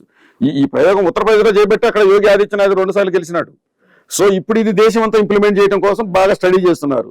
అందులో భాగంగానే ఇక్కడ 91% బహుజనులు ఉన్నారు. అంటే ఎస్సీ, ఎస్టీ, బీసీ మైనారిటీలు 91% ఉన్న సంగతి కేసీఆర్కి ఎట్లా తెలుసు, అక్కడ ఆ మోడీకి లేదా ఆ టీంకి బాగా తెలుసు కదా. అందుకని ఏం చేస్తున్నారు, ఇక్కడ మైనారిటీని రెచ్చగొట్టి వీళ్ళందరూ ఈ 91%లో ఉన్నటువంటి బీసీ హిందూ మతాన్ని తీసుకొచ్చి వాళ్ళకి మనమంతా హిందువులు అనే పేరు మీద భాష వాడుకుంటూ ఇక్కడ చేయాలని ప్లాన్ చేస్తున్నారు. సో ఎవడు కూడా వాళ్ళ అధికారంగా ఉండటం కోసం వీళ్ళని చీల్చే పద్ధతే చేశారు తప్ప వీళ్ళని ఉద్ధరించడం కోసం కాదు. ఉద్ధరించే ఆలోచనే ఉంటే నిజంగా బీసీని చెప్పుకుంటున్నటువంటి మోడీ బీసీ జనాభా చేయలేడేమండి. నిన్నటిదాకా 300 మంది పైన ఉన్నారు ఆయనకి. అంతకుముందు కూడా కంఫర్ట్ గా లైఫ్ 5 ఏళ్ళు పాలించాడు. ఇప్పుడు కూడా తన మిత్రులు ఒకళ్ళిద్దరితో కలిసి మొత్తం చక్కగా కంఫర్ట్ గానే ఉన్నాడు. ఆయన అనుకుంటే అంత పెద్ద విషయం. ప్రైమ్ మినిస్టర్ అనుకుంటే 15 సంవత్సరాలు ప్రైమ్ మినిస్టర్ గా ఉంటున్న వ్యక్తి బీసీ అని చెప్పుకుంటున్నాడు. నిజంగా ఆయన బీసీయా? దొంగ బీసీ ఆయన, నకిలీ బీసీ. అగ్రకులాన్ని అనుభవించి అక్కడ తనున్న రాజకీయాన్ని అక్కడ వాడుకొని గుజరాత్లో బీసీగా క్రియేట్ అయిన వ్యక్తి కాబట్టి ఆయన బీసీల మీద ప్రేమ లేదు. నిజంగా ఆయనకి చిత్తశుద్ధి ఉంటే బీసీని ముఖ్యమంత్రిని చేస్తామని కాదు, ముందు బీసీ జనాభా చెయ్యి. అప్పుడు నువ్వు చేయాల్సిన పని లేదు, బీసీలకే తెలుస్తుంది మేము ఎక్కడున్నాం, మా బతికేంటి అనేది వాళ్ళే తెలుసుకుంటారు. వాళ్ళు అప్పుడు ఎన్నుకుంటారు, నిన్ను ఎన్నుకుంటారా, ఇంకొకరిని ఎన్నుకుంటారా, ఎవరిని ఎన్నుకుంటారో వాళ్ళకి తెలిసిపోతుంది. సో ఇది ఉద్దేశపూర్వకంగా చీరుస్తున్నారు. ఇంకొక విషయం ఏంటంటే, మనం బాగా ఆలోచిస్తే గ్లోబలైజేషన్ వచ్చిన తర్వాత పివి నరసింహారావు ఇంప్లిమెంటేషన్స్ ఎప్పుడైతే ఇక్కడ ఆర్థిక సరళీకృతం అని చేసి మొదలైసిన తర్వాత ఉద్యోగాలు లేకుండా చేశారు. మీరు బాగా ఆలోచించండి. ఈ ఉద్యోగాలు లేకుండా చేయటంలో చంద్రబాబు ఫస్ట్ ఉన్నాడు. ఫస్ట్ అవుట్ సోర్స్ ఈ భారతదేశంలో క్రియేట్ చేసిన వ్యక్తి Chandrababu Naidu. Out swords page మీద ఏం చేశాడు, గవర్నమెంట్ ఉద్యోగాలు లేకుండా అవుట్ సోర్సింగ్ క్రియేట్ చేసి ఆయనే ఫస్ట్ గ్లోబలైజేషన్ ని దేశం కంటే ముందు అడాప్ట్ చేసుకున్న చంద్రబాబు నాయుడు అండి. ఆంధ్రప్రదేశ్ అంటే ఉమ్మడి తెలంగాణ, ఉమ్మడి ఆంధ్రప్రదేశ్లో చేసి ఏం చేశాడు, ఉద్యోగాలు లేకుండా ఏం చేశాడు, డైల్యూట్ చేసేసి అవుట్ సోర్స్ తీసుకున్నాడు అవసరమైన చోట. ఇంకా ఆయనకు ఒక జబ్బు ఉంది కదా, స్కిల్ అది ఇది అని చెబుతుంటాడు, చాలా టెక్నికల్ పదాలు వాడుతుంటాడు, అమాయకులకు అర్థం కావు, ప్రజలకు అర్థం కాని పదాలన్నీ ఆయన ఇంటర్నేషనల్ వర్డ్స్ కొన్ని తెస్తూ ఉంటాడు. తీసుకొచ్చి ఆ రకంగా స్కిల్ మ్యాన్ కావాలనే పద్ధతిని ఏం చేశాడు, కన్సల్టెన్సీని క్రియేట్ చేశాడు అగ్ర కులాలలో.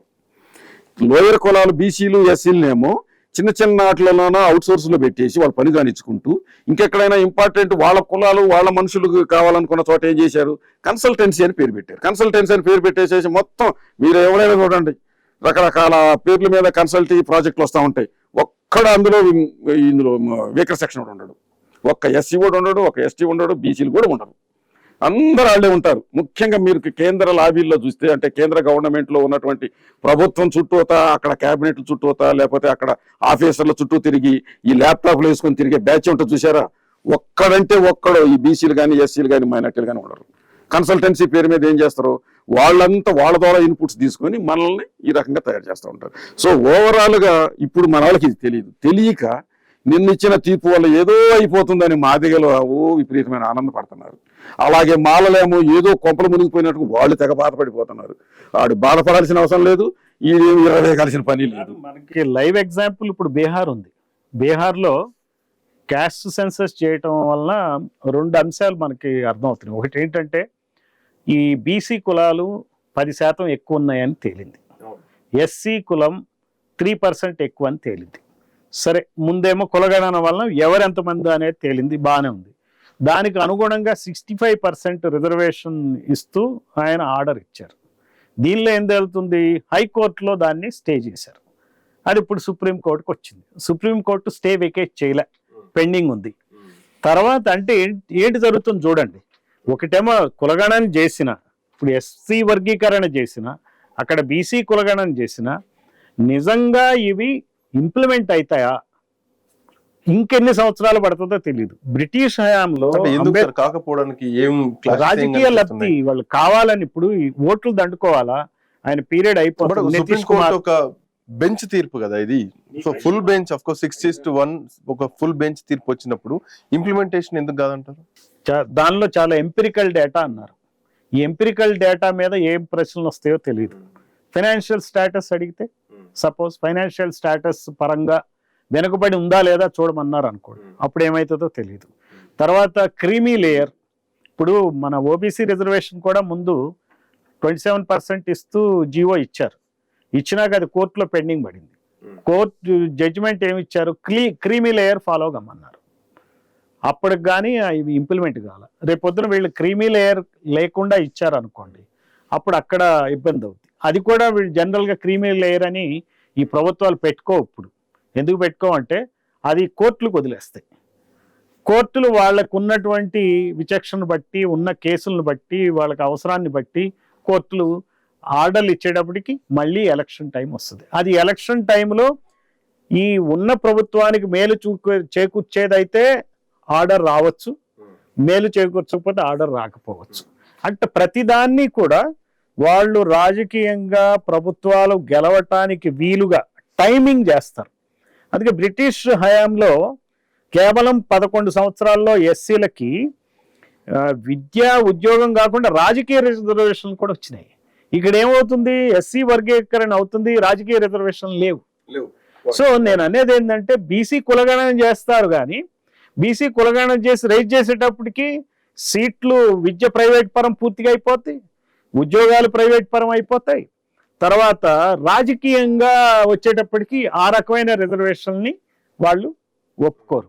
సో ఎప్పటికీ కూడా ఈ ప్రభుత్వాలు ఏం చేస్తాయంటే తాత్సారం చేస్తాయి, ఈ బీసీ, ఎస్సీ, ఎస్టీ మైనారిటీలని మభ్యపెడతాయి. మభ్యపెట్టి ఇదే విషయం ప్రజల్ని ఎప్పుడూ కూడా ఈ ఆలోచనలో మేధావులు, టీవీలు, మీడియా, చర్చలు హోరెత్తిస్తారు తప్పిస్తే మాత్రం ఏముంది అది నేను మెయిన్ గా ఎస్సీలని అంటే దీంట్లో సరే కంటిన్యూషన్ లో ఈ తీర్పు వచ్చింది కదా, వచ్చిన తర్వాత రాజకీయ పరంగా లబ్ధి ఉండదు, విద్య పరంగా, ఉద్యోగాల పరంగా కొంత లిమిటెడ్ గానే ఉంటుంది. అందులో గతంలో ఫుల్ గా తిన్న వాళ్ళకి ఈసారి కొంత తగ్గుతుంది, అసలు అనుభవించే వాళ్ళు ఎవరైతే ఉంటారో వాళ్ళకు ఉంటుంది. బట్ తీర్పు విషయంలో ఇప్పుడు ఈ 7 బెంచ్ తీర్పు ఏదైతే ఉందో అందులో 6 ఒప్పుకోవడం జరిగింది, ఒకరు దాన్ని రిజెక్ట్ చేయడం జరిగింది. సరే దాని కారణాలు ఏమున్నా కానీ 9 బెంచ్ తీర్పు అయితే అది ఒక శిలాశాసనం అనే చెప్పాలి. దీంట్లో what I'm saying, Indira Sahani తీర్పును ఒకసారి మనం 1992లో గుర్తు చేసుకుంటే ఆ రోజు వచ్చిన తీర్పు ఇప్పటికీ నడుస్తూనే ఉంది. రాజ్యాంగ సవరణ చేయాల్సినటువంటి అవసరం వస్తుంది తప్ప తీర్పులో ఎట్లాంటి చేంజెస్ ఉంటాయి. బట్ కమింగ్ టు ఈ రోజు వచ్చిన ఈ తీర్పు, దీంట్లో ఇంకా ఏదైనా వాదనలు వినాలనుకుంటే వాదనలు వింటుంది తప్ప తీర్పులో ఏమైనా చేంజెస్ ఉండవు కదా. తీర్పులో చేంజెస్ ఉండవు, కానీ ఇక్కడ చిన్న వాళ్ళు ఇచ్చిన తీర్పులో కొన్ని పాయింట్. ఇప్పుడు క్రీమీ లేయర్ అన్నారు. క్రీమీ లేయర్ అనే దానికి పారామీటర్స్ ఏంటి? అది వాదనలు వినడానికి అది రావాలి కదా. అవును. దాని మీద కంటెస్ట్ చేసి దాని మీద ఏదైనా ఇష్యూ అయినప్పుడు మళ్ళీ దాని గురించి మరి కొంత డ్రాగన్ అవుతుంది కదా ఇష్యూ. తర్వాత అసలు ఇక్కడ ఒక క్రీమీ లేయర్ అని అసలు రిజర్వేషన్ ఎందుకు ఇచ్చిన దానికి క్రీమీ లేయర్కి సంబంధం లేదు. ఈవెన్ బీసీలు కూడా ఇది అన్యాయం జరిగింది. క్రీమీ లేయర్ అనే పేరు అసలు రిజర్వేషన్లు ఎందుకు ఇచ్చారంటే ఊరికి దూరంగా ఉంటున్నటువంటి కులాలు అమానవీయమైనటువంటి జీవితాలను గడుపుతున్నారు కాబట్టి, అమానవీయం ఇక్కడ పాయింట్ చాలా ఇంపార్టెంట్ అది, అమానవీయమైనటువంటి జీవితాలు గడుపుతూ అంటరాని వారిగా ఊరికి దూరంగా ఉన్న వ్యక్తులకు అంటే సమూహాలకి లేక కులాలకి ఇచ్చినటువంటి బెనిఫిట్ రిజర్వేషన్. ఇందులో క్రీమీ లేయర్ పెడితే ఉదాహరణకి అంటే ఇక్కడ క్రీమీ లేయర్ పెట్టాలా వద్దనేది కాదు, మనం కొంచెం అనలైజ్ చేసుకోవాలి ఈ విషయాన్ని. క్రీమీ లేయర్ అనేది ఏంటి? Financial issue. అది ఫైనాన్షియల్ ఇష్యూ. కొంచెం ఎదిగినటువంటి ఒక ఒక ఏదో రకం చిన్న చిన్న బిజినెస్లో లేకపోతే ఉద్యోగ పరంగానో కొన్ని ఎదిగిన కుటుంబాలు ఉంటాయి, వాళ్ళు క్రీమీ లేయర్లోకి వస్తారు. కానీ వాళ్ళు ఏమి క్యాస్ట్ ప్రాబ్లం ఏమి ఫేస్ చేయకుండా ఉండరు. వాడి కుల వివక్ష అది. ఇప్పుడు చీఫ్ సెక్రటరీ అయినా కానీ మనం ఇక్కడ దీని పరంగా మాటలు వాడకూడదు, కానీ చీఫ్ సెక్రటరీని సైతం బయట ఎలా మాట్లాడుకుంటారు అగ్రకులాలలో మీకు తెలిసిన. మేము ఎందుకంటే ఆ నెట్వర్క్లో పనిచేసాం కదా, ఆఫీసర్ నెట్వర్క్లో పనిచేసాం. డీజీపీగా ఉన్న వ్యక్తి కానీ డీజీపీ లెవెల్లో ఉన్న వ్యక్తి గురించి కూడా వాళ్ళు మాట్లాడేది ఎలా ఉంటుందో తెలుసా? ఏకవచనంలో మాట్లాడతారు. ఎందుకు ఏకవచనం? అతను ఆ కులానికి ఏది అంటరాని కులానికి సంబంధించిన వ్యక్తి, లేకపోతే తక్కువ మోస్ట్ బ్యాక్వర్డ్ కమ్యూనిటీ కావచ్చు, లేక ఇంకొక ఎస్టీ కావచ్చు, చాలా చీప్గా మాట్లాడుకుంటారు. అంటే దీన్ని బట్టి క్రీమీ లేయర్ వల్ల అసలు దీని ఉద్దేశం ఏంటి నాకు అర్థం కాల. గవాయి గారు ఇచ్చినారు, సుప్రీంకోర్టు జడ్జి గారు గవాయి గారు ఇచ్చినారు క్రీమీ లేయర్. ఆయన ఇచ్చాడు. అసలు ఈ క్రీమీ లేయర్ కాళ్ళకి అసలు ఆలోచించాలి. క్రీమీ లేయర్ అనేది ఆనాడు ఇచ్చినటువంటి 92 జడ్జిమెంట్లో కూడా క్రీమీ లేయర్ ఎందుకు పెట్టారో ఎవరో క్వశ్చన్ చేయాల. బీసీలలో ఉదాహరణకి ఎంబీసీలు తీసుకుందాం, చాలా తక్కువ కులాలు ఉంటాయి. తమ్మలని, పొంకపోళ్ళని, పిచ్చిగుంట్లోళ్ళని, లేకపోతే దొమ్మరొయ్య అని ఇలాంటి కులాలు ఉంటాయి. వాళ్ళ గురించి విలేజ్లో నేను విలేజ్లో పెరిగినోడిని, విలేజ్లో తిరుగున్నవాడిని, మొన్న సైతం విలేజ్లో తిరుగున్నాడు. వాళ్ళ గురించి ఎలా మాట్లాడతారు తెలుసా? కులపరంగా ఎంత హేళనగా మాట్లాడతారు ఎంబీసీలు. మరి అది పోవటం లేదు కదా. వాడు క్రీమీ లేయర్ పేరు మీద వాడు ఎదిగాడు అనుకోండి, కాస్త ఏదో రియల్ ఎస్టేట్లోనో దేంట్లోనో ఏదో చేసుకొని 4 స్థలాలు అమ్ముకొని డబ్బులు సంపాదించుకొని వాడు క్రీమీ లేయర్ కింద వస్తాడు కాబట్టి వాడికి సర్టిఫికేట్ ఇవ్వడు తహసీల్దారు. వాడి పరిస్థితి ఏంటి? మా వందన్ కుమార్ గారు చెప్పేది ఏంటంటే క్రీమీ లేయర్ అనేది ఫినాన్షియల్ స్టాటస్ అండి. అసలు మన దేశంలో కుల వ్యవస్థ ఎట్లా ఉందంటే పేదవాడైనటువంటి పెద్ద కులం వాడికి ఉన్న విలువ ధనికుడు అయినటువంటి చిన్న కులం వాడికి ఉండదు. అంటే అది వర్ణ వివక్ష. ఒక ఆయన ఉంటాడండి, భారత రాష్ట్రపతి ఒక ఆయన ఉంటాడు. నేను పేర్లు చెప్పడం బాగుండదు కాబట్టి చెప్పట్లే. ఆయన బ్రాహ్మణ కులానికి చెందిన వ్యక్తి కాబట్టి ఆ చీఫ్ మినిస్టర్ ఆయన కాళ్ళకి దండం పెడతాడు. ఆ గవర్నర్ కూడా బ్రాహ్మణ కులానికి చెందినవాడు కాబట్టి ఆ చీఫ్ మినిస్టర్ ఆయనకి దండం పెడతాడు. ఆ స్వామీజీకి కూడా ఆయన దండం పెడతాడు. అదే భారత రాష్ట్రపతి ఎస్సీ కులానికి చెందిన ఆయనకి అసలు ఆ రకమైనటువంటి కాళ్ళకి దండం పెట్టమంటలే, ఆ రకమైనటువంటి గౌరవ భావం లేని పరిస్థితులు మన దేశంలో. ఇక్కడ క్రీమీ లేయర్ కనిపించినాయి. సో ఇంకేం చెప్పాలా? సో క్రీమీ లేయర్ అని జడ్జెస్ ఎట్లా అంటారు? వాళ్ళు ఎలా చెప్తారు? జడ్జిల్లో కూడా నియామకాల్లో కూడా 70% జడ్జి పోస్టుల్లో ఈ పెద్ద కులాల వాళ్ళే ఉంటున్నారు. సెంట్రల్ గవర్నమెంట్ సెక్రటరీస్లో 90% పెద్ద కులాల వాళ్ళే ఉంటున్నారు. చిన్న కులాల వాళ్ళు రిచ్ అయినా కానీ, పెద్ద మోతుబేర్ అయినా, ఎఫిషియెంట్ ఆఫీసర్ అయినా అతని మీద కుల వివక్ష చూపుతున్నారు. 2 పోస్టుల్లో ఒకళ్ళని సిఎస్ చేయాలంటే చిన్న కులం వాళ్ళకి చీఫ్ సెక్రటరీ అయ్యే పరిస్థితి ఉండదు. ఒకవేళ చీఫ్ సెక్రటరీ అయినా, డీజీపీ అయినా, ఆయన వెనకాల ఆయన ఆఫీస్లో పాలక కులానికి చెందినటువంటి వ్యక్తిని, జూనియర్ ఆఫీసర్ని పెడతారు, లేదా ఈవెన్ రిటైర్డ్ ఆఫీసర్ని కూడా పెడతారు. అక్కడ అతను నడుపుతుంటాడు, వెనక నుంచి చక్రాన్ని తిప్పుతూ ఉంటాడు. సో ఈయన ఈ కుల వివక్ష పోలే మన దేశంలో, రాష్ట్రంలో పోనప్పుడు క్రీమీ లేయర్ అనేది అర్థం ఏంటి? సరే, ఇవన్నీ ఇంకా డిస్కషన్ కి చాలా ఉంటుంది. సార్ ఒక విషయం చెప్పినాడు, నేను ఇంకొక యాంగిల్ చెప్తా. ఇక్కడ ఏది ఇప్పుడు బ్రాహ్మణులకైతే కాళ్ళు మొక్కాడు. జగజ్జీవన్ రావు గారు ఏ స్థాయిలో రిటైర్ అయ్యారండి? ఏ స్థాయిలో పదవి ఉప ప్రధానిగా ఉన్నాడు? జగజ్జీవన్ రావు నేషనల్ లెవెల్లో ఉప ప్రధానిగా ఉన్న వ్యక్తి వారణాసిలో రామానంద స్వామిను ఆయన విగ్రహం ప్రారంభించిన తర్వాత ఆ జగజ్జీవనరావు గారు అక్కడి నుంచి వెళ్ళిపోయిన తర్వాత గంగా జలంతో శుద్ధి చేశారు మళ్ళీ దాన్ని. ఇది హిస్టరీ అండి.